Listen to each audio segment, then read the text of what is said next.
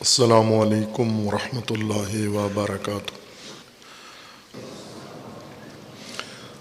اعوذ باللہ من الشیطان الرجیم، بسم اللہ الرحمن الرحیم۔ الحمد للہ والصلاۃ والسلام علی رسول اللہ وآلہ اہل اللہ، واللعنۃ الدائمۃ علی اعدائہم اعداء اللہ من یوم عداوتہم الی یوم لقاء اللہ۔ عباد اللہ، اوصیکم ونفسی بتقوی اللہ، اتقوا اللہ فإن خیر الزاد التقوی۔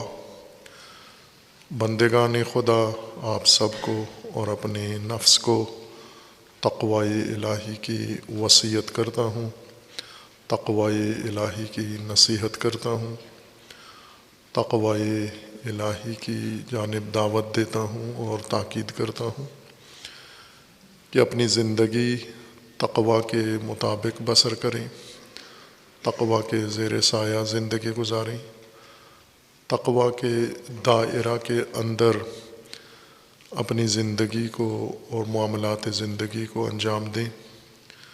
تقوی انسانی زندگی کا تحفظ ہے، انسانی حدود، زندگی کی حدود کا تحفظ ہے۔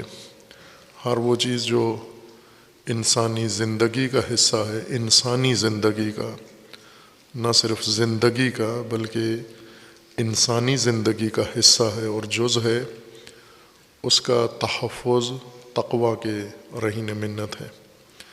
اور تقوی سے باہر انسانیت اور انسانی حدود اور انسانی حیثیت زندگی کی ختم ہو جاتی ہے اور اس کی جگہ پر حیوانیت، درندگی، بہیمیت اور سبوعیت جاگزین ہو جاتی ہے، جیسا کہ آج ہم موجودہ انسانی نسل میں یہ مشاہدہ کر رہے ہیں۔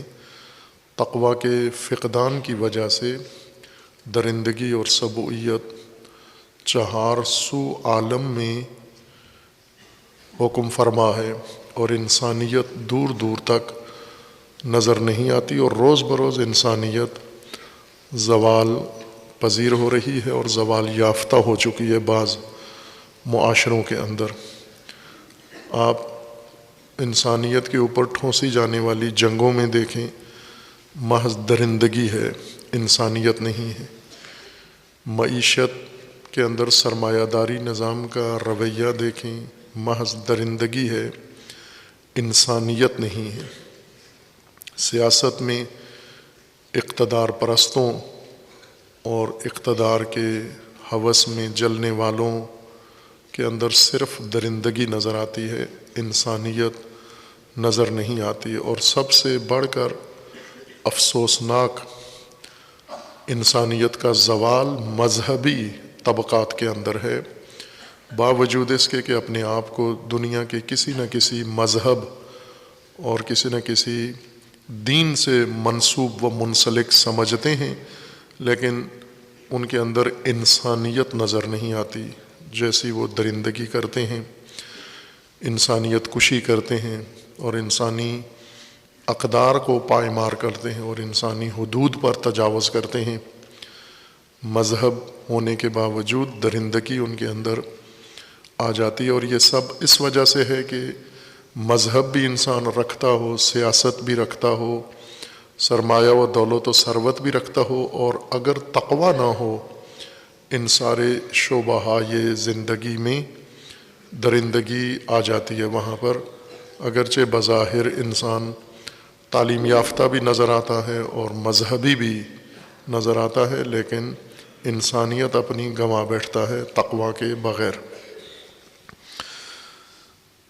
تقوی کیسے قائم ہوتا ہے، تقوی حاصل کہاں سے ہوتا ہے، یہ تذکر جو بارہا پہلے گزر چکا ہے، شاید سینکڑوں مرتبہ گزر چکا ہے، اور ضروری ہے کہ سینکڑوں مرتبہ اور تکرار ہو اور سب تکرار کریں اس کو۔ صرف ایک طالب علم کا ان مطالب کو تکرار کرنا کافی نہیں ہے۔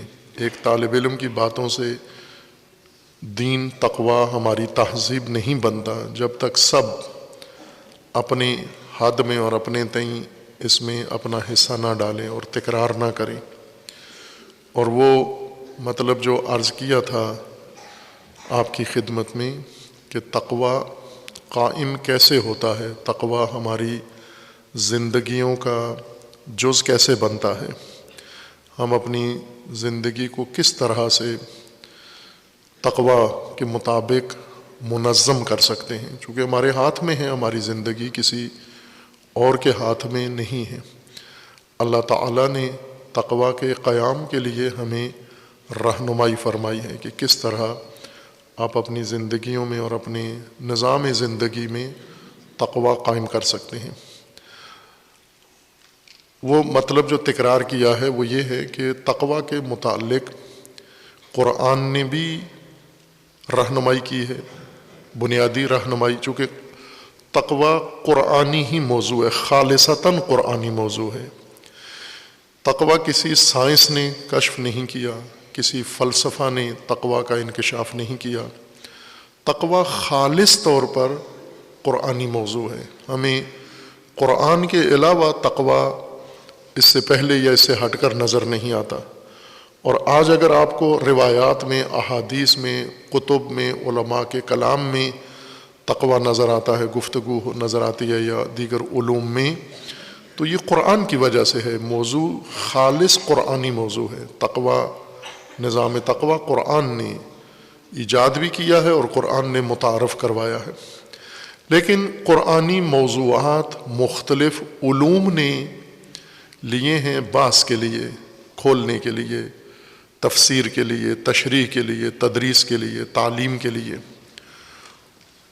جس طرح احکام حرام اور حلال علم فقہ نے لے لیا ہے، اور علم فقہ نے یہ موضوع قرآن سے اٹھا لیا ہے اور اپنا موضوع بنا لیا ہے، لہٰذا فقہ کے اندر جائز، ناجائز، واجب، حرام، مستحب، یہ سارے امور، جائز ناجائز، یہ سب علم فقہ کے موضوع بن گئے ہیں، اصل میں قرآن کے موضوعات ہیں۔ اور علم فقہ نے، وہی جس کو آپ پیار سے فقہ کہتے ہیں پاکستان میں اردو میں، علم فقہ نے اسے اپنا موضوع بنایا ہے، اور آج ہم اس کو فقہی مسائل کہتے ہیں۔ یہ سب قرآنی مسائل ہیں، وجوب، حرمت، جس چیز کی بھی ہے قرآنی موضوعات ہے، لیکن فقہ نے لے کر اس کی تشریح کی ہے، تفسیر کی ہے۔ اسی طرح علم اخلاق، علوم اخلاق نے لے لیا ہے، علم اخلاق نے اٹھا لیا ہے، اور علم اخلاق نے حرام حلال کے بجائے اخلاقی خلقیات کو، انسانی خلقیات کو، فضائل و رذائل کو اپنا موضوع بنایا ہے اور اس کی تشریح و تفسیر کی ہے۔ اور جیسا آج ہم دیکھتے ہیں کہ بعض اوقات چونکہ فقہا انسان ہیں، اللہ کے کلام کی تفسیر کرتے ہیں اپنے تئیں امانت داری کے ساتھ، دیانت داری کے ساتھ، سمجھداری کے ساتھ، لیکن انسانی خصائل تو ان میں قائم رہتے ہیں۔ جتنے بھی عالم باتقوا ہو، جتنا بھی عالم سمجھدار ہو، انسان تو رہتا ہے، انسانی حد سے خارج نہیں ہو جاتا، خطائیں ہو جاتی ہیں، سہو ہو جاتی ہے، بھول چوک ہو جاتی ہے، انسانی عوارض انسان کے فہم پر اور سمجھ پر اثر انداز ہوتے ہیں، ماحول اثر انداز ہوتا ہے، بہت ساری چیزیں ہیں انسان کے اوپر اثر انداز ہوتی ہیں۔ جیسا پہلے کہا تھا سابقہ بحث میں، سماج انسان کی شخصیت پر اثر انداز ہوتا ہے، فقہا پر بھی ہوتا ہے۔ یوں نہ سمجھیں کہ چھوٹے بچوں پر سماج اثر انداز ہوتا ہے اور فقہا اور علماء اور سکالرز پر اور لیڈرز پر نہیں ہوتا، بلکہ چھوٹوں سے زیادہ ان پر اثر انداز ہوتا ہے۔ آپ اپنے ملک کی لیڈروں کو دیکھیں کس قدر سماج میں ڈوبے ہوئے اور غرق ہیں، اور کس قدر وہ سماجی مسائل کو ترجیح میں رکھتے ہیں۔ یہ ان پر بھی اثر انداز ہوتا ہے، علماء پر بھی سماج اثر انداز ہوتا ہے۔ تعلیم، تعلیمی میڈیم، طرز تعلیم جس میڈیم میں پڑھے ہیں، لہٰذا آپ دیکھیں سنی مکتبہ فکر اور دیوبندی مکتبہ فکر کا میڈیم بالکل عالم دین کو ایک پکا اور ایک کٹر اور ایک سالڈ دیوبندی بنا دیتا ہے. شیعہ مکتب فکر میں آ کر بالکل ایک کٹر شیعہ اس کو بنا دیتا ہے. اسی طرح بریلوی اہل حدیث. تو تعلیم بھی انسان کو اثر انداز ہوتی ہے، فقہا پر بھی ہوتی ہے. اس فقی نے کہاں تعلیم حاصل کی ہے، کس سے حاصل کیا، استاد کون تھا اس کا، مکتب و مشرب کون سا تھا اس کا، اس نے کن علماء کی کتابیں پڑھی ہیں اور کن علماء کو اپنا نصب العین رکھا ہے اپنے سامنے اور انہیں اپنا نمونہ اور رول ماڈل بنایا ہے. یہ بھی اثر انداز ہے. اور اسی طرح فرقہ سب پر اثر انداز ہوتا ہے، علماء پر سب سے زیادہ اثر انداز ہوتا ہے، چونکہ علماء اصل فرقہ ساز علماء طبقہ ہے. جس طرح عمارتیں تعمیراتی معماروں نے بنائی ہیں، سڑکیں معماروں نے بنائی ہیں، ٹھیکیداروں نے بنائی ہیں، فرقے علماء نے بنائی ہیں. اس لیے فرقہ ان کے اوپر عوام سے زیادہ فرقہ کا چھاپ ہوتی ہے. فرقہ ساز ہوتے ہیں، فرقہ باز ہوتے ہیں اور فرقہ پرست ہوتے ہیں، فرقے کی تعلیمات میں ڈوبے ہوئے ہوتے ہیں. یہ بھی ان پر اثر ہوتا ہے. اور تیسری چیز جو آج سب کو دامنگیر ہو گئی ہے، علماء کو بھی ہے، اور وہ ہے سوشل میڈیا. اس کے اوپر بھی یہ بھی ان کی شخصیتوں پر. لیکن جو ہمارے پرانے علماء ہیں ان پر سوشل میڈیا اثر انداز نہیں ہے، باقی تین چیزیں اثر انداز ہوتی ہیں.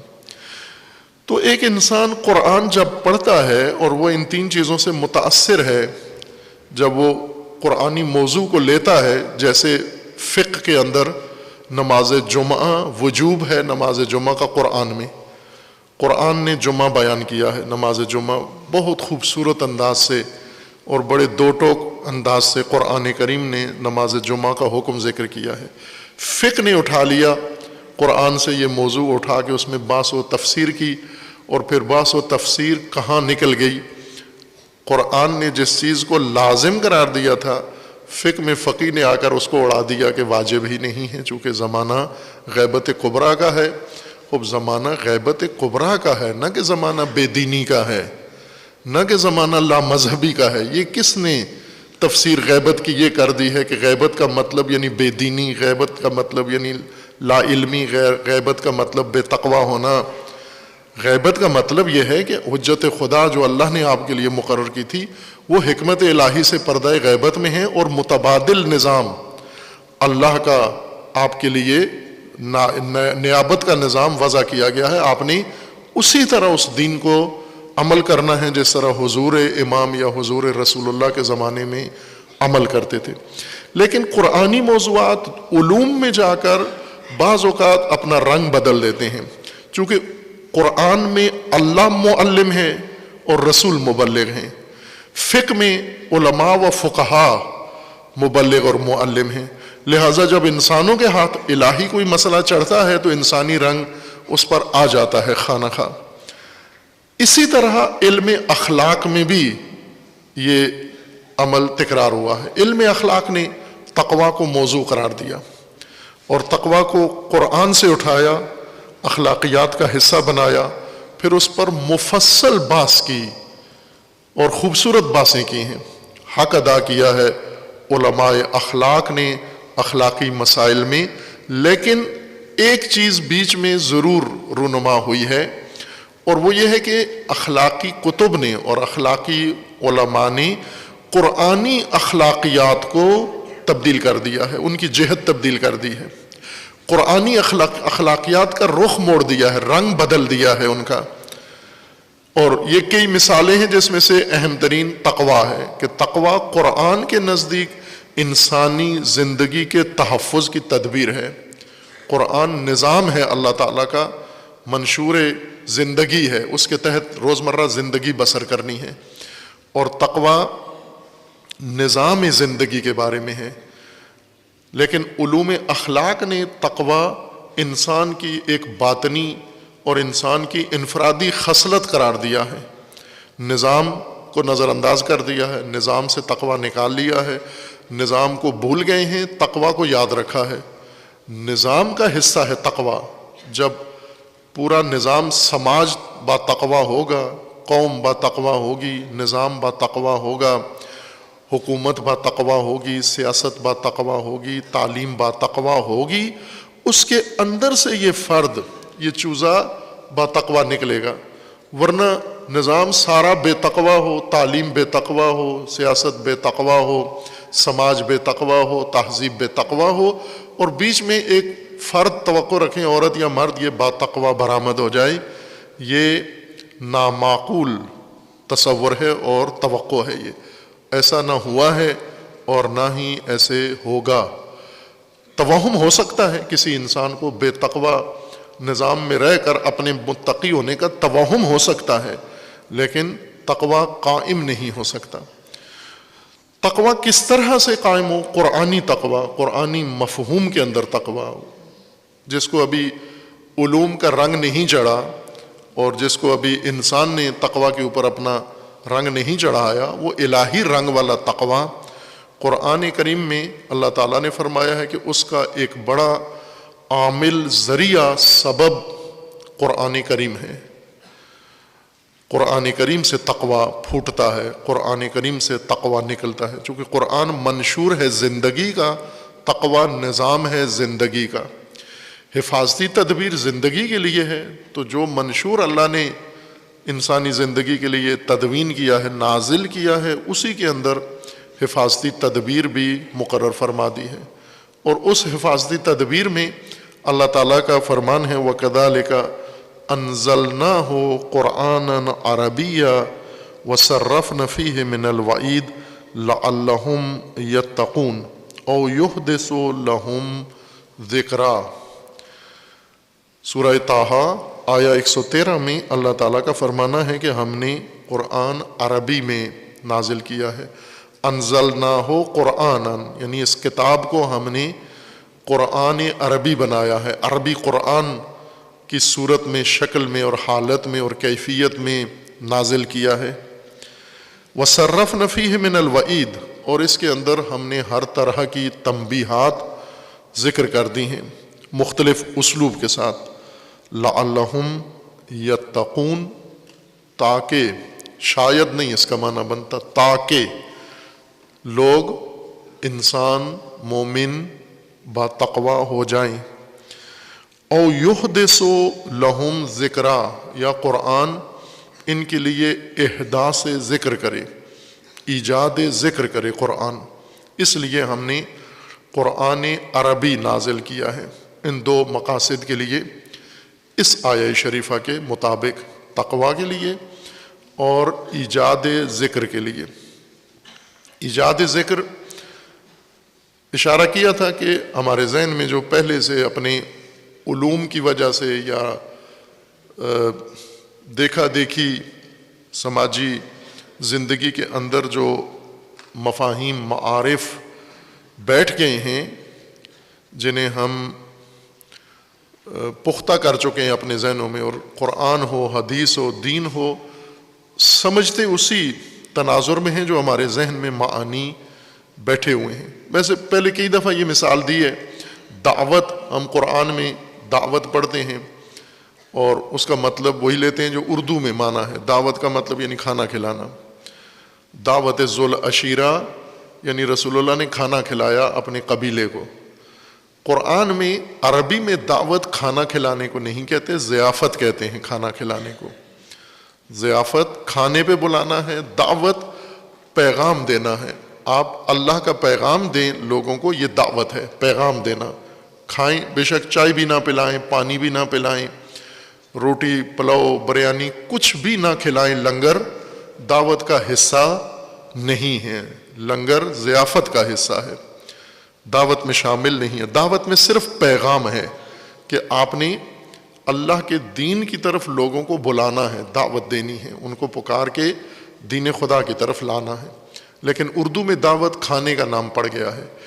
ذکر کے ساتھ بھی ایسے ہی المیہ ہوا ہے کہ ذکر تلفظ لفظی، زبان سے اللہ کا نام لینا اور تسبیحات کرنا، اور جس طرح مختلف رائج ہے، اور ایک طبقہ تو اہل ذکر ہے جو اسپیکر آن کر کے پورے محلے کو جگا کے رکھتا ہے، اللہ، اس کا نام ذکر رکھ دیا گیا ہے۔ ذکر لفظی، زبانی کا عمل نہیں ہے، زبان سے انسان جو کچھ کام کرتا ہے اس کا عنوان عربی میں قول ہے، قول اور کلام. جو آپ زبان سے کہیں گے وہ قول ہے، ذکر نہیں ہوتا. زبان سے ادا صرف قول زبان سے ادا ہوتا ہے، بات ہوتی ہے. کلام زبان سے سرزاد ہوتا ہے، ذکر نہیں سرزاد ہوتا. ذکر خالصتاً ذہنی اور قلبی امر ہے. زبان سے اس کا اظہار کر سکتے ہیں آپ کہ میرے ذہن میں، میرے دل میں یہ بات ہے. جیسے نیت، عموماً نیت میں پھنسے رہتے ہیں بعض لوگ، چونکہ پڑھانے والے جو نماز سکھاتے ہیں نیت بہت غلط سکھاتے ہیں، اور یہ نیت ہی ساری عبادت میں مخل ہو جاتی ہے، عبادتوں میں رکاوٹ نیت ہو جاتی ہے.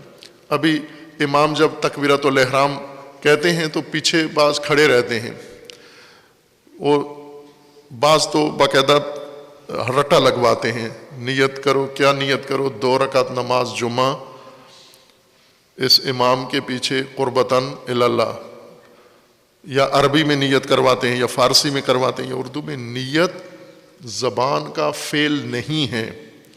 بعض علماء نے خدشہ ذکر کیا ہے کہ اگر زبان سے نیت کریں گے تو نیت ہوتی ہی نہیں ہے. نیت خالصتاً قلبی امر ہے، ذہنی امر ہے. آپ کیوں کھڑے ہوئے ہو ابھی جماعت میں؟ اگر کوئی پوچھے آپ سے کیوں کھڑے ہوئے، کیوں مسجد میں آئے ہو؟ نماز پڑھنے. یہی نیت ہے آپ کی. یہ جو ذہن میں ٹھان رکھا ہے کہ یہ کام کرنا ہے میں نے، یہی نیت ہے. اس کو زبان سے نہیں ادا کرتے. ذکر بھی زبان کا قول نہیں، فعل نہیں ہے. نیت بھی زبان سے نہیں ہوتی، قلب میں، دل میں. یہ جو دل میں آپ نے رکھا ہوا ہے نماز ظہر، نماز عصر، نماز مغرب، یا نماز کے علاوہ باقی کاموں میں جب آپ مثلا سونے کے لیے جاتے ہیں تو کبھی کہا ہے سونے کے لیے جا رہا ہوں بستر پر اس کمرے کے اندر قربتاً اللہ؟ یہ تو کبھی نہیں کہا آپ نے. یا جب روٹی کھانے بیٹھتے ہو تو نیت کرتا ہوں 4-5 روٹیاں کھانے کی اس سالن کے ساتھ، کبھی بھی نہیں کیا. یہ لغو عمل کبھی بھی نہیں کیا آپ نے. جبکہ روٹی آپ نیت کر کے کھاتے ہیں، سوتے نیت کر کے ہیں، پڑھتے نیت کر کے، سارے کام نیت سے ہوتے ہیں. وہ نیت پہلے سے بنی ہوئی ہوتی ہے، پھر عمل تک نوبت آتی ہے. اسی طرح نماز کے لیے بھی نیت، روزے کے لیے نیت چاہیے، تلفظ نہیں چاہیے اس کے لیے. تلفظ سے آپ دوسرے کو سکھا سکتے ہیں نیت، کہ نیت اس کو کہتے ہیں، لیکن جب آپ نیت باندھیں کریں گے تو ذہن میں، دل میں نیت باندھتے ہیں آپ. یہی حال ہے ذکر کا. ذکر سرے سے زبان کا قول نہیں ہے. اظہار ذکر زبان سے ہوتا ہے، خود ذکر قلبی امر ہے. اس کی حقیقت ذکر کی قلبی چیز ہے. ذکر کہتے کس کو ہیں؟ ذکر اس ارادے کو کہتے ہیں، یا اس علم کو، تصدیق کو کہتے ہیں، اس عزم کو کہتے ہیں جو آپ کے ذہن میں موجود ہے کسی کام کرنے کے لیے. اس کی طرف دھیان، توجہ، اس کی ترجیح. کچھ چیزیں آپ کے ذہن میں ہیں لیکن آپ کا اس کے بارے میں ارادہ نہیں ہے، کوئی سوچ نہیں ہے، ترجیح نہیں ہے، رجحان نہیں ہے، ذہن میں پڑی ہوئی ہیں، آپ کے حافظے میں ہیں. وہ ذکر نہیں ہے. ذاکرہ انسان کے دل اور ذہن کا وہ حصہ جہاں پر عزائم موجود ہیں، ارادے موجود ہیں اور ترجیحاتی کام موجود ہیں جنہیں انسان نے اہمیت دے کر انجام دینا ہے. اہمیت کے ساتھ جس چیز کو آپ نوٹ میں رکھتے ہیں اپنے، بسا اوقات بعض لوگ ہیں جن کی یادداشت کمزور ہے مجھ جیسے، وہ لکھ لیتے ہیں تاکہ بھول نہ جائیں کہ یہ کام آج مجھے کرنا ہے.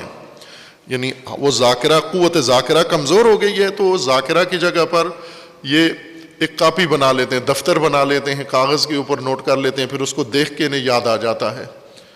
یہ باعث ذکر بنتی ہے کاپی یا یہ تحریر. وہ چیزیں جو آپ نے انجام دینی ہے ہر صورت میں. یہ ذہن بنتا کہاں ہے؟ آپ لوگوں کی زندگیوں کو دیکھیں، ہم خود، ہم ساری قوم، ہر آدمی ایک کام کر رہا ہے. مثلا خواتین کو دیکھیں، مختلف کام میں مصروف ہیں، ان کی زندگی کی ترجیحات ہیں، ان کی مطالبے، ان کی اصرار، ان کے گھریلو ماحول، یہ سب انہوں نے ذہن میں جیسے سوچ کے رکھا ہوا ہے، یہ ان کا ذکر ہے، یہ ذہن میں جو ترجیح ہے. یا فرض کریں اگر کسی نے شادی کرنی ہے، کس سے کرنی ہے، کیسے کرنی ہے، کب کرنی ہے، کہاں کرنی ہے، یہ ساری پلاننگ بنا کے اس نے رکھی ہوئی ہے، یہ ذکر ہے. یہ جو منصوبہ بنا کے رکھا ہوا ہے اور اس کو عمل کرنا ہے، اس کے مطابق چلنا ہے، یہ آپ کا ذکر ہے.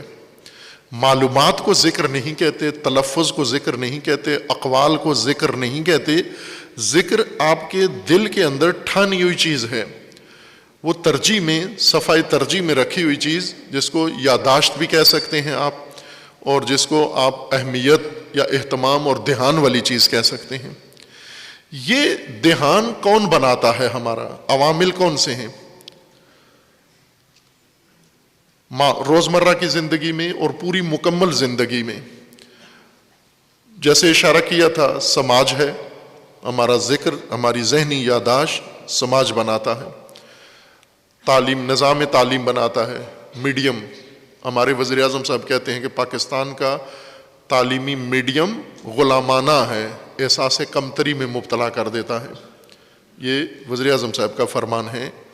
ریاست مدینہ کے جو دعوے دار ہیں، اس وزیر اعظم کا فرمان ہے کہ انگریزی نظام تعلیم احساس کمتری ہے اور غلام بناتا ہے.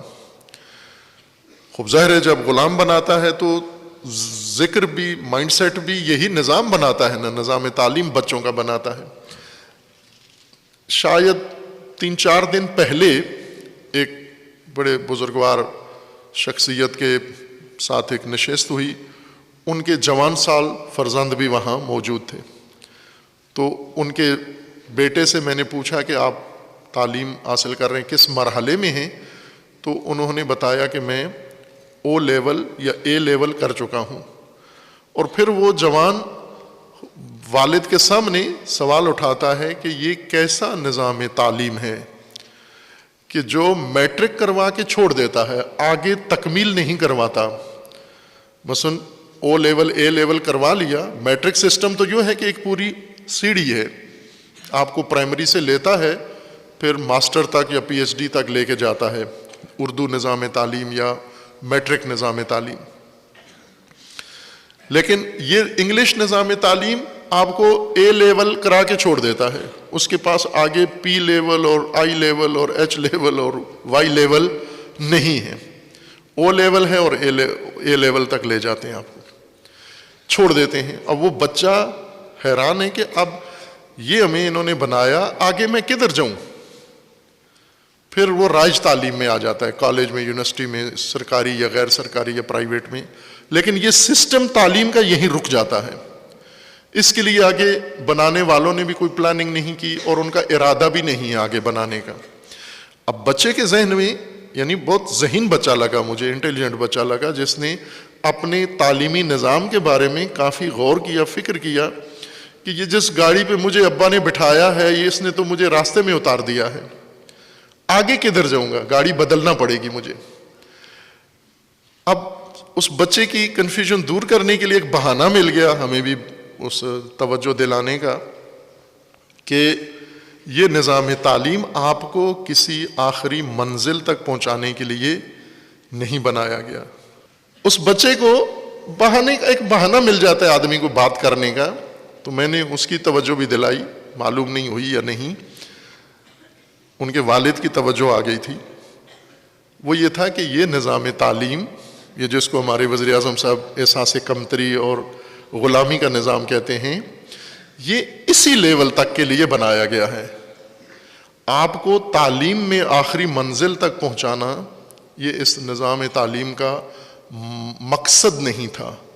لہٰذا وہ اپنی توانائیاں آگے ضائع نہیں کرتے، اپنا مقصد انہوں نے او لیول اے لیول پہ حاصل کر لیتے ہیں. اس سے آگے مزید خرچ کرنا ان بچوں پر، پاکستانی بچوں پر، کہ ان کو آگے بھی یہی تعلیم کیمبرج والی اور بیکن والی اور آکسفورڈ والی لے کے جائیں، یہ وہ نہیں تھکتے، غلط کام نہیں کرتے، وہ بے سود اور نفع، غیر نفع والا کام نہیں کرتے. خوب یہاں تک کیوں لاتے ہیں؟ اگر تو یہ نظام تعلیم ہے تو آگے ماسٹر پی ایچ ڈی تک لے کے جائیں نا اسی سسٹم کو آگے. یہاں کیوں نہیں لے کے جاتے ہمارے ملکوں میں؟ اپنے ملکوں میں آگے لے جاتے ہیں لیکن یہاں نہیں لے کے جاتے. اس لیے ہمارے بچے یہاں میٹرک کر کے پھر بھاگ جاتے ہیں سب.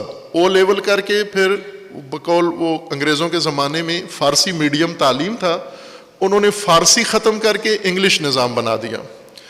تو جتنے علماء فضلاء اور جتنے پڑھے لکھے تعلیم یافتہ طبقہ تھا وہ سارے تھے فارسی. دفتروں میں فارسی, سند کے ساتھ ملازمت ملتی تھی, کام ملتا تھا, ترقی ملتی تھی, عہدے ملتے تھے اور معلمی ملتی تھی, شغل ملتا تھا, پیشہ. ایک دم انگلش نظام بنا, فارسی والے سارے بے روزگار ہو گئے. اب وہ محاورہ وہاں بنا, کیسے بنا؟ وہ یہ تھا کہ پڑھو فارسی بیچو تیل. ظاہراً فارسی پڑھے ہوئے سارے تیلی بن گئے تھے, انہوں نے تیل بیچنے کا کام شروع کر دیا تھا. اب یہ او لیول اور اے لیول کیا کریں؟ پڑھو اے لیول بیچو تیل, یا ملک سے بھاگ جاؤ چونکہ یہ نظام تعلیم آگے ہے ہی نہیں ہے, یہاں ختم ہو جاتا ہے, یا ملک سے بھاگ جاؤ ماں باپ سمیت اور وہاں چلے جاؤ, ہمارے پاس آ جاؤ. ظاہر اس نظام تعلیم میں پاس ہونے کے لیے بہت سخت شرائطیں, یعنی خالص نچوڑ لیتے ہیں ٹیلنٹ کسی ملک کا, وہ نظام تعلیم فلٹر کر کے نچوڑ لیتا ہے اور ایک ایسی جگہ اسٹیشن پہ اتار دیتا ہے کہ اپنے ملک میں وہ صرف تیل بیچنے کے قابل رہ جاتا ہے. آگے اس کو مزید یہی سلسلہ جاری رکھنے کے لیے جانا پڑتا ہے انہی کے ملک میں, آکسفورڈ والے ملک میں اور کیمبرج والے ملک میں. یہاں اس کا کچھ فائدہ نہیں ہے. اور دوسرا ہدف ان کا یہ ہے اس نظام تعلیم سے, جو بیچ میں روک دیتے ہیں ایک دم سٹاپ, یہاں سے آگے نہیں ہے, وہ یہ ہے کہ وہ آپ کو تعلیم یافتہ نہیں بنانا چاہتے, وہ آپ کا مائنڈ سیٹ بنانا چاہتے ہیں, شخصیت بنانا چاہتے ہیں, اور شخصیت اے لیول تک بھرپور بن جاتی ہے. وہ جو آپ کے ذہن میں اس تعلیم کے سلیبس کے اندر کیریکولم میں جو چیز ڈال دیتے ہیں وہ آپ کی شخصیت کا حصہ بن جاتا ہے. یعنی ذکر, احداث ذکر کرتے ہیں. مسلمان بچہ, مومن بچہ, شیعہ کا بچہ, پنجتنی بچہ, یہ سارا بچہ لے کے وہ اس کا مائنڈ سیٹ بناتے ہیں. اب اس سے پوچھو یہ اہل بیت کون ہیں, اسے کچھ معلوم نہیں. اسے پوچھو قرآن کیا ہے, اسے کچھ معلوم نہیں. لیکن اسے غلامانہ نظام کی ساری چیزیں پتہ ہیں. یعنی ذکر کا مطلب یعنی وہ ذہنیت اور شخصیت جس کے مطابق آگے آپ کی زندگی گزرنی ہے. زندگی کا جو مائنڈ سیٹ ہے وہ بنا دیتے ہیں. میٹرک تک کافی ہوتا ہے, او لیول اے لیول تک. اس سے آگے پھر جب انسان ایک بن جاتا ہے, جیسے فوج میں وہ ریکروٹ لے کر جاتے ہیں اور اس کو 6 مہینے ٹریننگ دیتے ہیں, پھر وہ فوجی بن جاتا ہے. اب فوجی بننے کے بعد پھر اس پہ محنت نہیں کرتے, بن گیا ہے اب اس کو مزید کیا خراب کرنا ہے, لہٰذا اس کو کسی جگہ بھیج دیتے ہیں یونٹ میں. تو جو ٹائم کسی کی شخصیت بنانے کا ہوتا ہے وہ بن جاتا ہے وہ شخصیت. یہی حال آپ مدرسوں میں دیکھیں, دینی مدرسوں میں ایک مائنڈ سیٹ بنا دیتے ہیں. یعنی ذکر, احداث ذکر کہہ رہا ہوں میں, شخصیت بنا دیتے ہیں, یا متعصب شخصیت, یا متنفر شخصیت, یا تنگ نظر شخصیت بنا دیتے ہیں. جیسا نظام مدرسہ ہے ویسی شخصیت بچے کی بنا دیتے ہیں. پھر اس کے بعد کیوں نہیں اس کو پڑھاتے, اس کے بعد ضرورت نہیں ہے. وہ ہر صورت میں اس کو مدرسے سے نکالتے ہیں سوائے قم اور نجف کے. قم اور نجف کے یہ کام نہیں ہوتا, وہاں نہیں نکالتے. وہاں پڑھ کے آپ 70-80 سال رہ سکتے ہیں, پوتے پوتیاں نواسے بھی وہیں پر بیاہ سکتے ہیں, اور وہیں پر اپنی قبر بھی بنا سکتے ہیں. کبھی بھی آپ کو کوئی فارغ التحصیل کر کے نہیں کہے گا کہ آپ چلے جائیں. لیکن باقی نظام تعلیم مذہبی دنیا کا وہ ایک جگہ ختم ہو جاتا ہے, ایک جگہ رک جاتا ہے کہ ختم ہو گیا, یہاں پڑھ لیا آپ نے, اب کیا کرو, جو بنایا ہے وہ جا کر اب میدان میں اترو. مثلا اہل حدیث مدرسہ ایک نظام پڑھا کے, یا اہل سنت عموماً درس نظامی پڑھاتے ہیں, درس نظامی پڑھا کے ختم ہو گیا, مفتی کا کورس پڑھ کے ختم ہو گیا. اب اس درس نظامی والے کو آپ نہیں دیکھیں گے 20-30 سال بیٹھا ہوا ہے مدرسے کے اندر. یہ جو حدیث کا جس نے کورس کیا ہے یا جس نے کوئی تفسیر کا کورس کیا ہے, یہ نہیں اب بیٹھا ہوا, اس کو بیٹھنے نہیں دیتے وہاں پر کہ ہم نے آپ کو بنایا ہے میدان کے لیے, تو اب میدان میں اترو تم. مائنڈ سیٹ جہاں نہیں بنایا جاتا، صرف زندگی گزارنی ہے آپ نے، صرف آپ سکون سے زندگی بسر کرو، مائنڈ سیٹ کوئی ضرورت نہیں ہے بنانے کی، یہ فالتو چیز ہے۔ احداث ذکر نہیں کرتے جو مدرسے، وہاں ساری عمر رہا جا سکتا ہے، لیکن جو احداث ذہنیت کرتے ہیں، احداث شخصیت کرتے ہیں، احداث ایجاد کو کہتے ہیں، یعنی وہ نظام تعلیم جو ذہنیت بناتے ہیں، شخصیت بناتے ہیں، پرسنالٹی بناتے ہیں، سوچ بناتے ہیں، فکر بناتے ہیں، مغز بناتے ہیں، آگے مستقبل کا منصوبہ بناتے ہیں انسان کی شخصیت کے اندر، وہاں پر ایک جگہ پر جا کر سٹاپ ہو جاتا ہے۔ اب سب سے فاسٹ، تیز اور تند نظام کیمبرج نظام ہے، بیکن نظام ہے، آکسفورڈ نظام ہے، یہ بچے کا ذہن 15 سال میں ہی بنا دیتے ہیں، باقیوں سے اتنا جلدی نہیں بنتا، چونکہ وہ بہت چھوٹی عمر میں 2.5 سال کا لے لیتے ہیں، پھر 2.5 سال کا لے کے چوزا اس کو 15 سال تک مسلسل بناتے ہیں، پھر ماں باپ کو پابند کرتے ہیں کہ تم نے بھی انگریز بننا ہے ساتھ بچے کے، اگر بچہ ہمارے اسکول میں پڑھے گا تو تمہیں یہ پینڈو پن چھوڑنا پڑے گا، تمہیں پاکستانیت چھوڑنا پڑے گی، تمہیں بھی ساتھ ساتھ بچے کی خاطر یہ سب کچھ لبادہ اوڑھنا ہوگا۔ خوب یہ کام کرتے ہیں وہ ان علاقوں کے اندر یا ان نظاموں کے اندر ہوتا ہے یہ۔ اب مسلمان اور مومن کس شخص کا نام ہے؟ جس کا مائنڈ سیٹ، جس کی شخصیت، جس میں ایجاد ذکر، جس کی ذہنیت قرآن نے بنائی ہے، دین نے بنائی ہے، اللہ کے نظام میں جس کی شخصیت بنائی ہے، یہ مومن بنتا ہے، فارغ التحصیل ہوتا ہے بحیثیت مومن۔ اس کے ذہن میں جو رجحان ہوتا ہے، ترجیح والے کام ہیں، دھیان اس کا تمام وقت دھیان، فل ٹائم دھیان الہی نظام کی طرف ہے، احکام کی طرف ہے، اس کا راستہ یہی ہے، اس کا منشور یہی ہے، اس کا ہدف یہی ہے، اس کا مقصد یہی ہے۔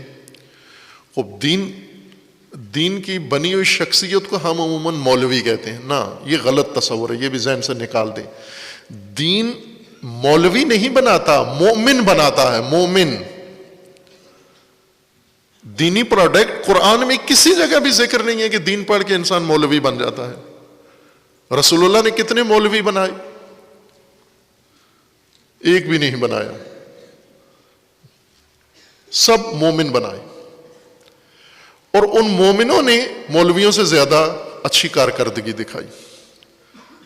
امام حسین علیہ السلام کے ساتھ کتنے مولوی تھے؟ ایک بھی نہیں تھا، مومن تھے سارے۔ امام مہدی علیہ السلام کے ساتھ کتنے مولوی ہوں گے لیکن مد مقابل ہوں گے سارے سامنے۔ روایت میں ہے پہلے راستہ روکنے والا ہراول دستہ یہی ہوگا امام کا، مومن ساتھ ہوں گے۔ دینی پروڈکٹ، دینی پیداوار، دینی جو بن کے نکلتی ہے شے کارخانہ دین سے، وہ مومن ہے، عورت ہو یا مرد ہو۔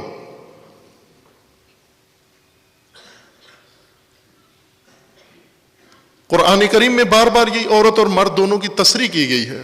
من آمن وعمل منکم من ذکر او انثی، جو ایمان لائے گا، جو عمل صالح کرے گا، وہ عورت ہو یا مرد ہو، اس کو ہم یہ مرتبہ عطا کریں گے۔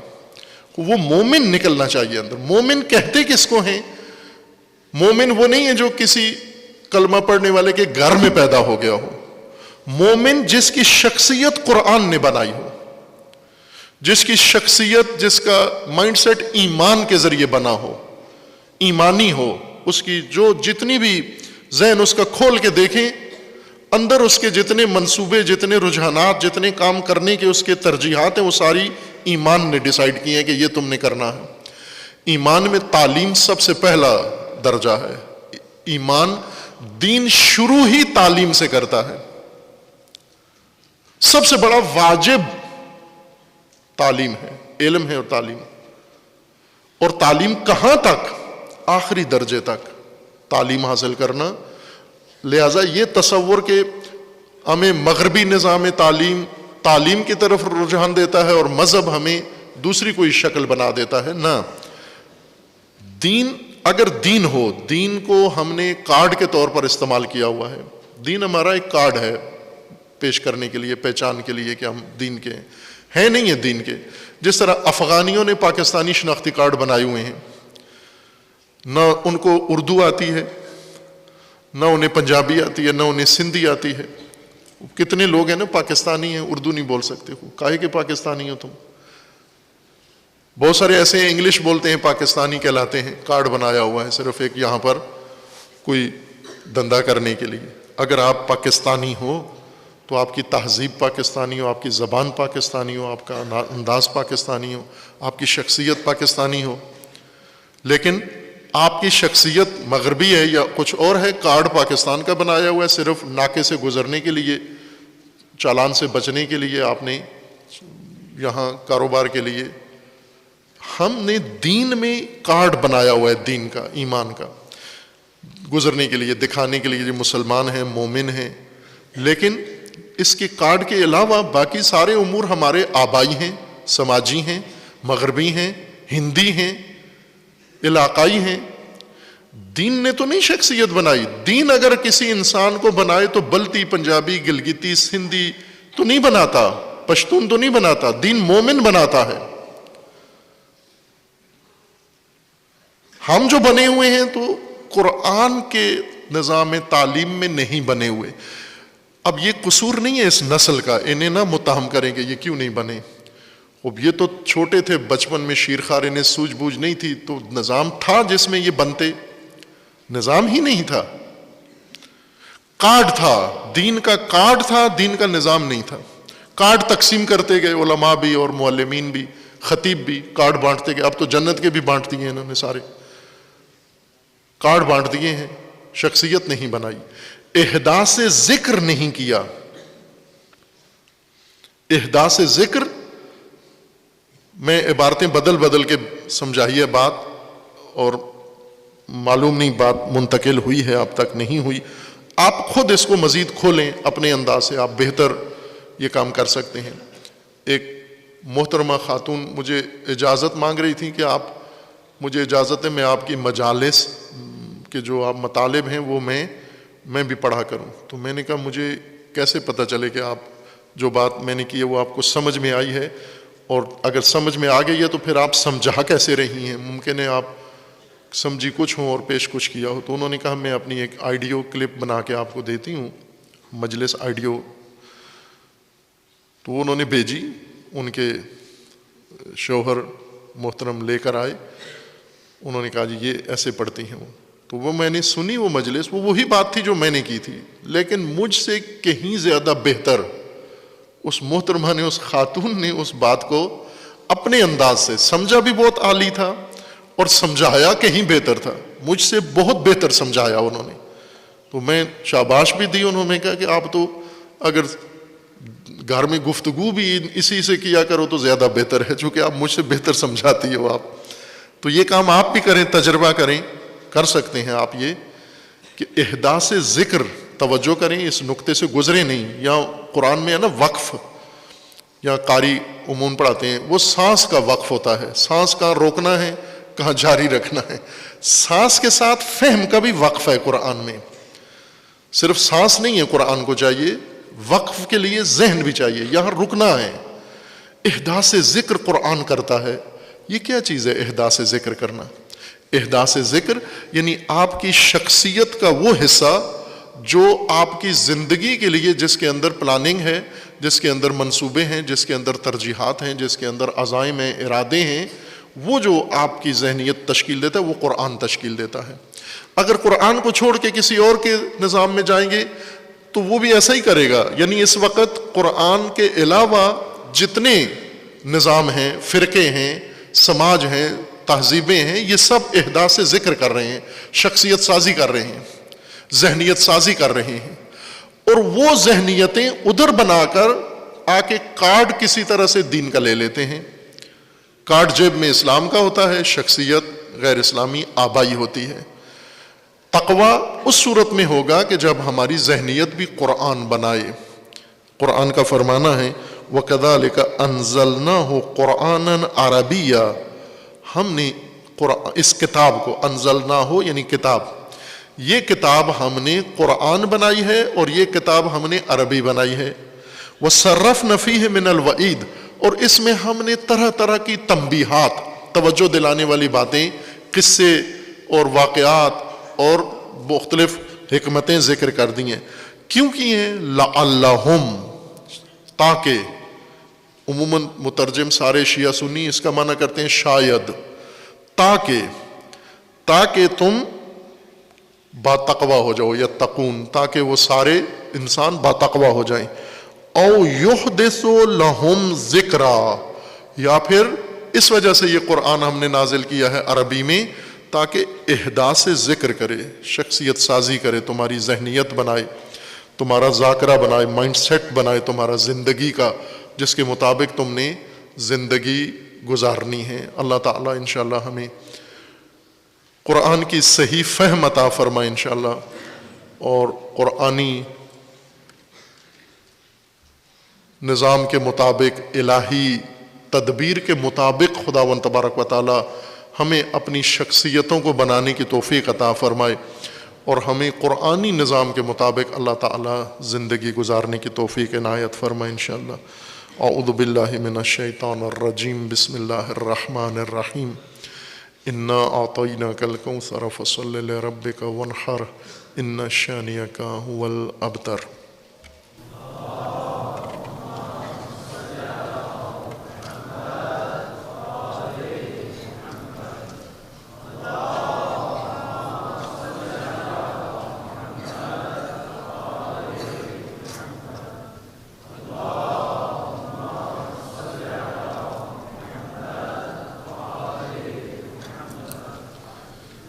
اعوذ باللہ من الشیطان الرجیم، بسم اللہ الرحمن الرحیم.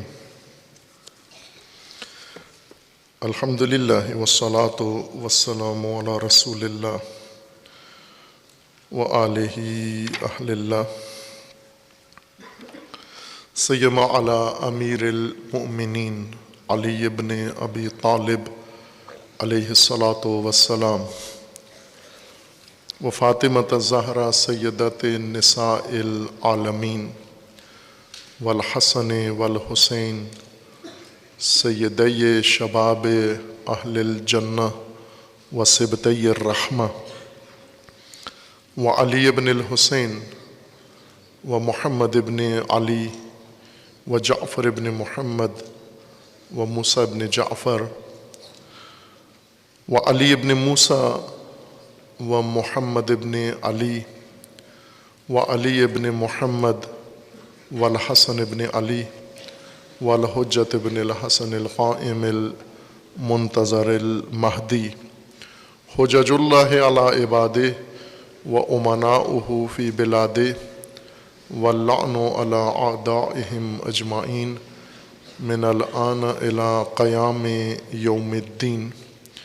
عباد اللہ اوصیکم ونفسی بتقوی اللہ، اتقوا اللہ فإن خیر الزاد التقوی.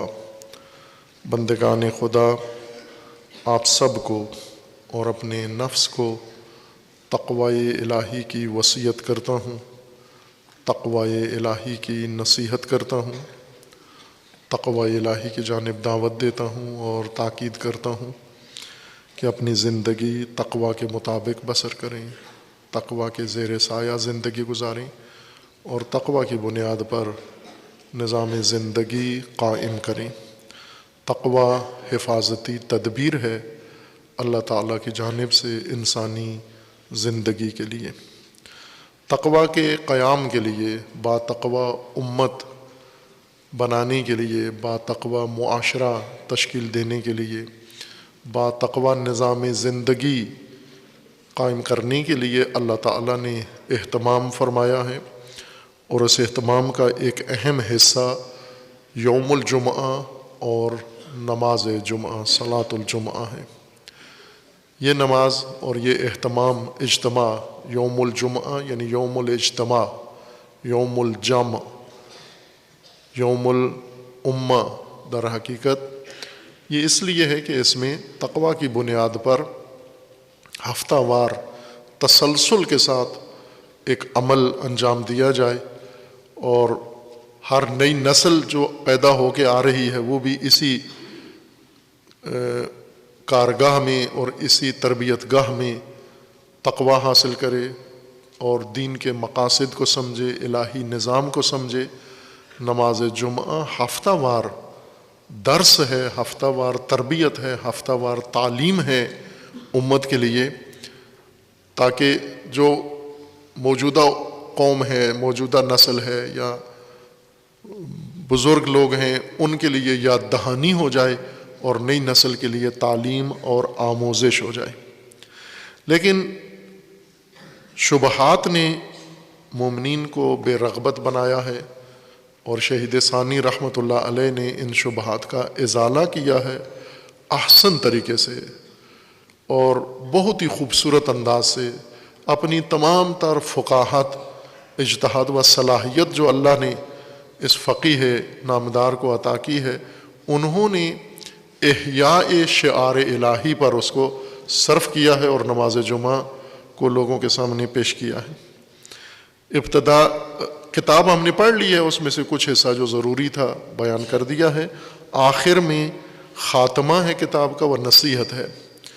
اس نصیحت میں شہید فرماتے ہیں، پہلے اہمیت نماز جمعہ کی بیان کر دی ہے، اب تاکید رسول اللہ صلی اللہ علیہ وآلہ وسلم کی زبان مبارک سے اور اہل البیت علیہم السلام سے روایات بیان چند کرتے ہیں، تاکہ مومنین یقین جان لیں کہ جو کچھ اللہ تعالیٰ نے قرآن میں بیان کیا ہے وہ وجوب عینی نماز جمعہ ہے۔ وقد روا مضافن الی ما سبق، یعنی ہم پہلے بہت ساری روایات کثرت سے پڑھ چکے ہیں، ان کے علاوہ جو روایت کی گئی ہے ان النبی صلی اللہ علیہ وآلہ وسلم، یہ روایت شیعہ طریقے سے بھی، اہل بیت علیہ السلام کے طریقے سے بھی موجود ہے، اور اہل سنت کی کتابوں میں بھی ان کے سند کے ساتھ بھی موجود ہے۔ روایت دونوں طرق کے اندر موجود ہے۔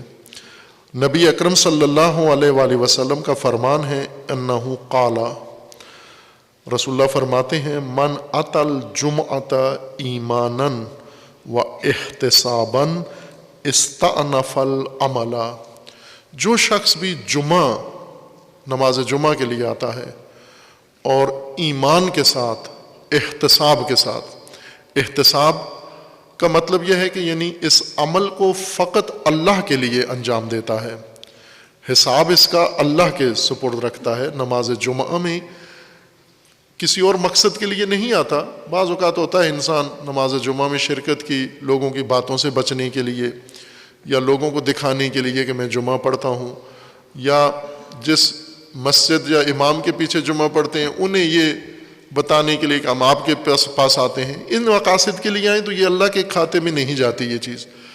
احتساباً یعنی اللہ کے کھاتے میں اس کو درج کر کے نماز جمعہ کے لیے جو انسان آتا ہے، اور ایمان جس کو اکساتا ہے، ایمان اٹھاتا ہے، کیوں نماز جمعہ میں آیا، محرک کیا ہے، ایمان۔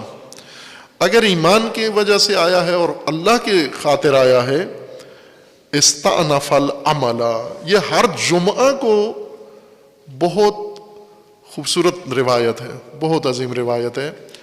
استأنف العمل، یہ ہر جمعہ کو یہ انسان بالکل صاف ستھرا ہو جاتا ہے، یعنی اللہ تعالی نماز جمعہ میں آنے والے جو اس نیت کے ساتھ آتا ہے، جس کا محرک ایمان ہو اور جو اللہ کی خاطر آئے، اس شرط کے ساتھ ہے، مشروط طور پر روایت ذکر کر رہی ہے، اگر اس طریقے سے نماز جمعہ میں آیا ہے تو اس شخص کے سارے گناہ ہفتے میں جتنے کیے تھے یا اس سے پہلے زندگی میں اس نے جتنے گناہ کیے تھے وہ سارے گناہ خدا معاف کر دیتا ہے،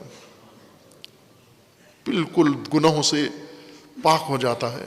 جمعہ کے دن تطہیر کا دن ہے، جمعہ تطہیر کا دن ہے، اللہ کرتا ہے۔ ایک تو ہم خود کرتے ہیں، نئے کپڑے پہنتے ہیں، دھلے ہوئے کپڑے پہنتے ہیں، غسل جمعہ کرتے ہیں، یہ ہمارا کام ہے، علامتی کام ہے۔ اللہ کی طرف سے یہ ہوتا ہے کہ آپ بدن سے میل کچیل دھوتے ہو، اللہ تمہارے گناہ دھو دیتا ہے۔ ہمیں پتہ ہے نا کتنے گناہ کرتے ہیں ہم، یہ جن کے پاس موبائل ہیں انہیں پتہ ہے کیا کرتے ہیں، جن کے پاس نہیں ہیں وہ ویسے ان سے کم نہیں ہیں موبائل والوں سے، خوب یہ تطہیر نماز جمعہ کو نماز جمعہ میں ہو جاتی ہے. استانفا یعنی اثر نو، یہ ایسے ہے جیسے آج بالغ ہوا ہے اور آج سے مکلف ہوا اور آج سے اس نے عمل شروع کیا ہے. پہلے تمام گناہ اس کے صاف پاک ہو جاتے ہیں. مستأنف العمل ہو جاتا ہے، یعنی جیسے کوئی شخص ہوتا ہے نا، نوکری سے نکال دیا جاتا ہے، اس کی بے نظمیاں زیادہ ہیں، اس کے فراڈ فریب زیادہ ہیں، سب کچھ، پھر وہ روتا دھوتا ہے اور پھر وہ فیکٹری مالک یا کمپنی کا مالک اس کو آ کے سب معاف کر کے اسے کہتا ہے کہ اس شرط پر کہ آئندہ کچھ نہ کرو تو سب کا سب معاف ہے، قرضے بھی معاف ہیں، فراڈ بھی معاف ہیں. اس کے لیے تو عید کا سب سے بڑا دن یہ ہے جب اس کی تمام کوتاہیاں معاف ہو جائیں. اور آج بالکل ایسے جیسے تازہ دم ہے، تازہ نفس ہے. نماز جمعہ انسان کو ایسے بنا دیتا ہے. وَأَنْ أَبِي عَبْدِ اللَّهِ علیہ السلام عن أبیہ عن جدہ علیہم السلام. امام جعفر صادق علیہ السلام سے یہ روایت مروی ہے. امام صادق علیہ السلام نے حضرت امام باقر علیہ السلام سے یہ روایت نقل کی ہے.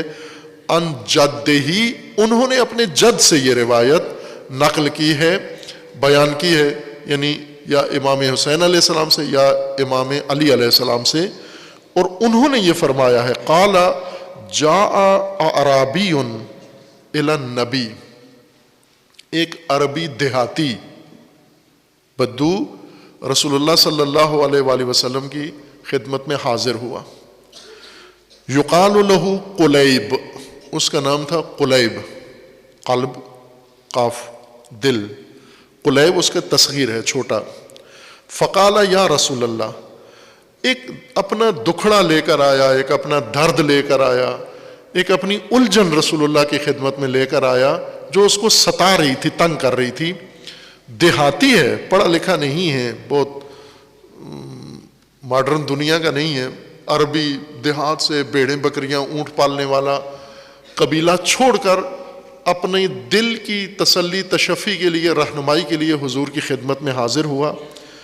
اور یقال لہ قلیب فقال یا رسول اللہ انی تحیأت الی الحج کذا و کذا مرۃ. یا رسول اللہ، میں نے بارہا حج کی تیاری کی ہے، اس طرح سے کی، اس طرح سے کی. کتنے فاصلے پر تھا؟ کعبہ سے تھوڑے سے فاصلے پر. ظاہر ہے مدینہ کے جوار میں مضافات میں رہتا تھا اور مدینہ سے مکہ اتنا دور نہیں ہے. تو اس شخص نے کہا کہ میں نے بارہا حج کی تیاری کی ہے، مکمل تیاری کی ہے.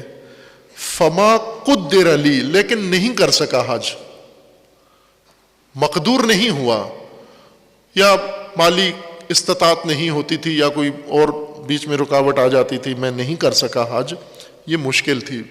میں زندگی میں یا رسول اللہ حج نہیں کر سکا. نیت ہے، دل چاہتا ہے، بار بار تیاری بھی کی ہے لیکن جا نہیں سکا. فقال لہ یا قلیب، رسول اللہ صلی اللہ علیہ وآلہ وسلم نے اسے فرمایا، یا قلیب علیک بالجمعہ، اگر حج پہ نہیں جا سکا تو افسوس نہ کر، تو جمعہ میں، نماز جمعہ میں شرکت کر. علیک بالجمعہ، روز جمعہ نماز جمعہ میں شرکت کر. فإنہا حج المساکین، یہ میری امت کے مساکین کا، فقراء کا حج ہے. اگر فقراء امت رسول اللہ جو حج پہ نہیں جا سکتے، ظاہر استطاعت نہیں ہے، یہ چاہتے ہیں قیامت میں محشر میں اللہ کی بارگاہ میں ان کا نام حاجیوں میں لکھا ہوا ہو، مقبول حج کیا نہیں ہے لیکن اجر، ثواب، مقام وہ حج والا ان کو نصیب ہو. رسول اللہ نے فرمایا نماز جمعہ، نماز جمعہ میں شرکت کرو تو وہ حج والا آپ کو اجر ملے گا. وعنہ صلی اللہ علیہ وآلہ وسلم، رسول اللہ صلی اللہ علیہ وآلہ وسلم سے یہ روایت نبوی ہے. حضور فرماتے ہیں من غسل وغتسل وبکر وابتکر ودنا وانصت ولم یلغ کان لہ بکل خطوۃ کاجر عبادت سنۃ صیامہا وقیامہا. توجہ فرمائیں، یہ احادیث رسول اللہ صلی اللہ علیہ وآلہ وسلم کے فرامین ہیں، ائمہ اہل بیت امام صادق علیہ السلام کے اور ان ہستیوں کے فرامین ہیں، سیرت ہے ان کی، اور یہ ہمارے سامنے قرآن سب سے پہلے قرآن کریم کا صریح حکم ہے، اذا نودی للصلاۃ من یوم الجمعۃ فاسعوا الی ذکر اللہ، یہ اللہ کا فرمان ہے، اس کے بعد تو کسی اور دلیل کی حاجت رہتی ہی نہیں ہے۔ لیکن اس کے بعد بھی یہ اللہ تعالیٰ کا لطف ہے کہ ائمہ اہل البیت علیہ السلام نے اور رسول اللہ صلی اللہ علیہ وآلہ وسلم نے ہمیں یہ تعلیم فرمائی ہے، اور یہ سب جانتے ہیں، اہل علم تو جانتے ہیں، اگر عوام پہلی دفعہ سن رہے ہیں نماز جمعہ کے بارے میں اتنی تاکید، لیکن علماء کو تو پتہ ہے، یہ کتابیں پڑھے ہوئے ہیں۔ ان رسول اللہ کے کلام، رسول اللہ کے فرمان اور اہل بیت علیہ السلام کے فرامین کے مقابلے میں شبہات ہیں، وہ شبہات بھی دو بندوں کے ہیں، ایک ابن ادریس 5ویں صدی ہجری کے فقی، اور ایک سلار دیلمی 5ویں 6 صدی ہجری کے 2 فقی ہیں۔ انہوں نے شبہ ظاہر کیا ہے، ایک طرف قرآن، ایک طرف رسول اللہ صلی اللہ علیہ وآلہ وسلم کے یہ فرامین اور تاکیدات اور اہل بیت علیہ السلام کے فرامین، اور ایک طرف تاریخ میں 4تھی 5ویں صدی ہجری کے، یعنی رسول اللہ اور ائمہ کے بعد چند 100 سال بعد میں آنے والے 2 فقہا، ان کے ذہنوں میں یہ شبہ پیدا ہوا، اور انہوں نے وہ شبہ کتابوں میں لکھ دیا کہ غیبت کبریٰ کے زمانے میں حج واجب نہیں، نماز جمعہ واجب عینی نہیں ہے۔ وہ شبہ پھر آگے منتقل ہوتا گیا۔ اب آپ توجہ کریں کہ ہماری ذہنیت کیا ہے، اہل علم کی بھی اور عوام کی بھی، کہ شبہ اتنا مقدس بنا ہے، شبہ کے مقابلے میں قرآن سے بھی دستبردار ہو گئے، رسول اللہ کی تاکیدات سے بھی دستبردار ہو گئے، اہل البیت علیہ السلام کے فرامین سے بھی دستبردار ہو گئے۔ وہ ہیں، موجود ہیں، لیکن یہ شبہ بھی موجود ہے کہ غیبت کبریٰ کے زمانے میں نماز جمعہ واجب نہیں ہے۔ کیوں؟ اس لیے کہ شبہ تھوڑی سی چھوٹ دے رہا ہے، اور قرآن، رسول اللہ، اہل البیت یہ ہم پہ پابندی لگا رہے ہیں کہ نماز جمعہ قائم کرنا ہے ہر صورت میں تم نے۔ تو وہ شبہ ہے، وہ شبہ بھی نہ قرآن نے ڈالا ہے، نہ اہل بیت نے ڈالا ہے، نہ معصوم نے ڈالا ہے، 2 فقیوں نے ڈالا ہے، اور اس کے بعد کسی فقی نے ان کے مطابق حکم بھی نہیں دیا، لیکن بات اتنی بڑی ہے کہ مومنین نسل اندر نسل بے رغبت ہوتے چلے گئے۔ اب یہ فرمائیں رسول اللہ، توجہ فرمائیں، رسول اللہ کیا تاکید فرما رہے ہیں نماز جمعہ کے بارے میں۔ آپ کوئی اور دن اور عبادت ایسی نہیں بتا سکتے جس کے بارے میں یہ تاکید موجود ہو۔ من غسل،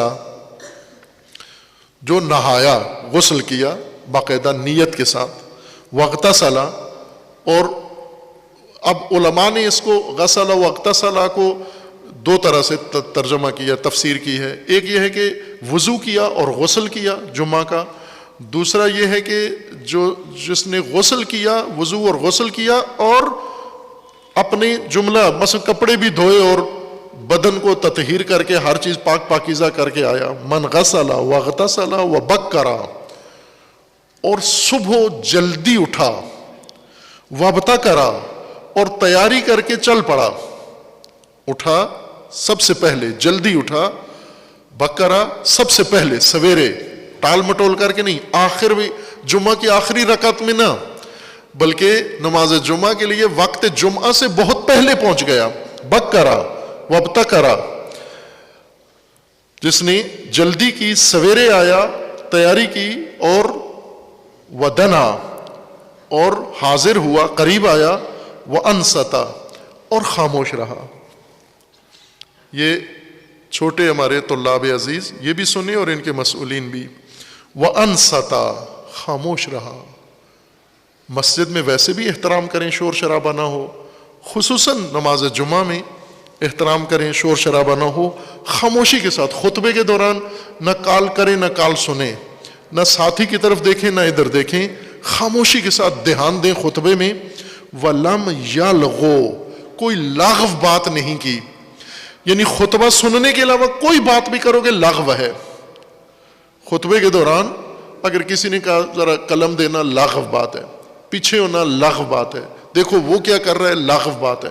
یہ لغویات اگر نہ کی اس نے, کان لہو بکل خطوۃ, ہر قدم, یہ شخص جو غسل کر کے کپڑے پہن کے دھلے ہوئے تیاری کر کے اور جلدی سویرے بکرا سویرے آیا, ہر قدم جو نماز جمعہ کے لیے اٹھا رہا ہے کا اجر عبادت سنتن, ہر قدم پر. اب جو جتنی دور سے آئے گا, بعض کہتے ہیں جی ہم بہت دور سے آتے ہیں, آپ سنیں دور سے آنے والوں کے لیے رسول اللہ نے اجر کیا رکھا ہے, کہ آپ کے قدم زیادہ ہیں, آپ کو جتنے قدم اٹھائے ہیں ہر قدم کے بدلے آپ کو 1 سال کی عبادت کا اجر خدا دے رہا ہے. ہر قدم, 100 قدم اٹھائے ہیں 100 سال, 200 قدم اٹھائے ہیں 200 سال. کون سی سال جس کے اندر سیام بھی ہو اور قیام بھی ہو, سیامہا و قیامہا, وہ سالانہ عبادت جو قیام و سیام کے ساتھ گزری ہے, نماز جمعہ میں آنے والے شخص کو, مومن کو ہر قدم پر اللہ کی طرف سے یہ اجر عطا ہوتا ہے. یہ رسول اللہ نے فرمایا ہے. اور ظاہر ہے کہ فقہا کے مقابلے میں رسول اللہ کے اقوال ہم پر کیا اثر کرتے ہیں, ہمیں تو اقوال چاہیے ہوتے ہیں ابن ادریس کے, کہ انہوں نے شبہ ظاہر کیا ہے. آپ کہے رسول اللہ نے یہ فرمایا, کہتے ہیں ابن ادریس نے بھی تو یہ فرمایا ہے نا. خوب ابن ادریس رحمۃ اللہ علیہ بزرگوار ہیں, اللہ تعالیٰ انہیں بہت عظیم خدمات ہیں. ابن ادریس اس شبہ کے علاوہ بہت ہی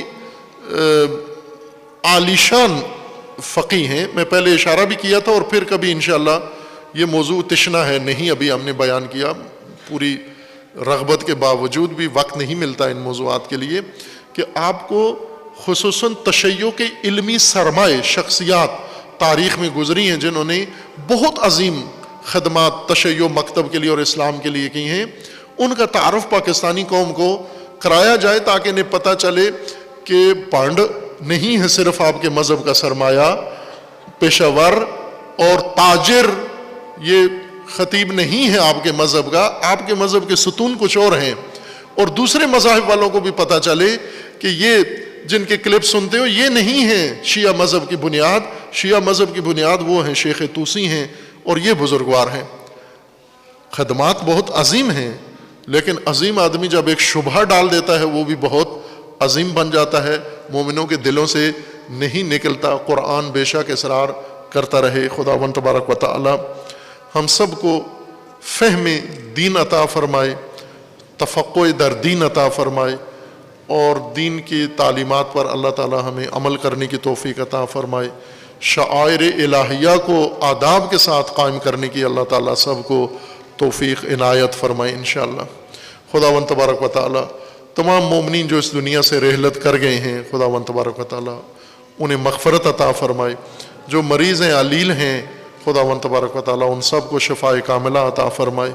جو کسی مشکل مصیبت میں گرفتار ہیں, اللہ تعالیٰ ان کے تمام مسائل مشکلات کو برطرف فرمائے.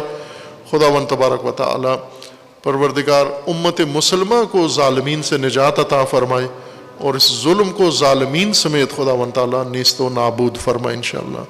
اعوذ باللہ من الشیطان الرجیم. بسم اللہ الرحمن الرحیم. قل هو اللہ احد اللہ الصمد لم یلد ولم یولد ولم یکن لہ کفوا احد.